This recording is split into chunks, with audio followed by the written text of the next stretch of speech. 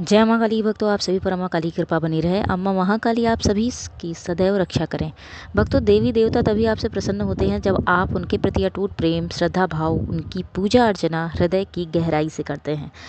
भक्तों, इस कलयुग में बहुत कठिन है अम्मा काली या किसी भी देवी देवता का अपनी पूजा से उन्हें प्रसन्न कर पाना, उन्हें मनाना, और तब और भी कठिन होता है भक्तों जब अम्मा महाकाली आपको स्वयं अपनी ऊर्जा सवारी प्रदान करती हैं और आपसे कहती हैं कि मैंने तुम्हारा चुनाव अपनी संतान के रूप में किया है, पर मुझ तक पहुंचने का रास्ता पथरीला और कांटों भरा है पुत्र। तो संतान तो अपनी माँ के बिना रह नहीं सकती और शुरू होती है भक्तों परीक्षा।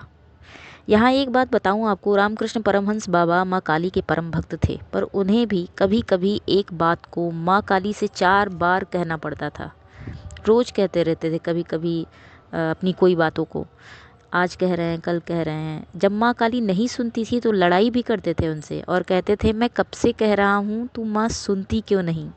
चलिए भक्तों, चाहे सवारी शक्ति वाले बच्चे हों या साधक, सभी को माँ काली से लड़ने का भी अधिकार है और उन्हें प्रेम करने का भी।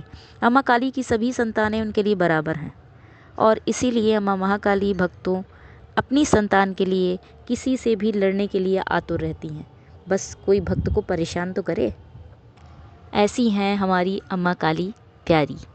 चलिए भक्तों, आज आपको ऐसे 9 संकेत बताऊंगी जिससे आप खुद जान सकते हैं कि अम्मा काली का आना जाना आपके घर में होने लगा है, उनका पहरा लगने लगा है आपके घर में। पहला संकेत है भक्तों, अगर अम्मा काली की पूजा आप घर में शुरू करेंगे, जाप करेंगे, कभी ना कभी अगर आपके घर में कभी कोई नेगेटिव एनर्जी आई है या उस समय मौजूद है, तो घर में लड़ाई झगड़े शुरू होने लगेंगे थोड़े बहुत। दूसरा संकेत है भक्तों की समाज से कटने लगेंगे आप, जैसे आप मित्रों से मिलना जुलना कम कर देंगे पूजा पाठ के समय, ये अधिकतर देखा गया है।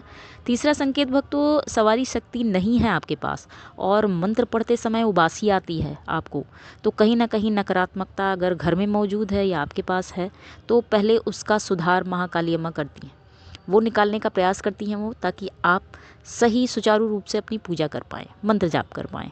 चौथा संकेत, अम्मा महाकाली का आगमन हमेशा भक्तों आधी रात में होता है घर में। तो जब भी माँ घर में प्रवेश करेंगी, साधक हो या सवारी वाला बच्चा, नींद अपने आप से खुल जाएगी आपकी।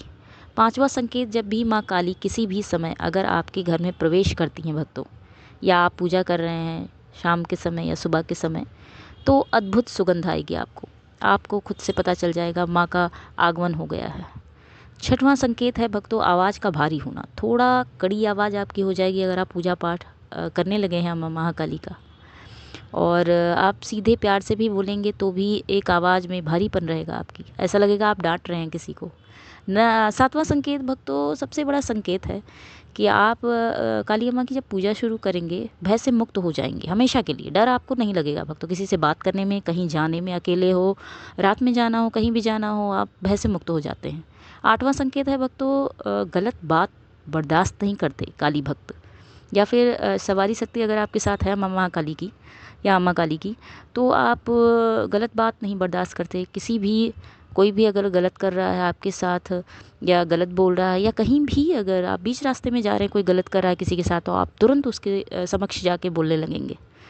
नवा संकेत है भक्तों, कभी भी भक्तों आवाज़ आपको सुनाई पड़ सकती है जब आप पूजा करें या सवारी शक्ति आपके साथ है तो भी, अम्मा की आवाज़ की खटपट हो रहा है घर में, आप पूजा कर रहे हैं तो भी, या रात में ऐसा होता है, अक्सर देखा गया है कि आवाज़ छत से भी आती है या दरवाजे पे थोड़ी बहुत आ सकती है, घर में बर्तन गिर सकते हैं आपके।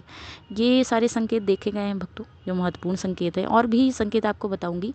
तब तक के लिए अपनी बातों को यहीं विराम देती हूँ। धन्यवाद भक्तों।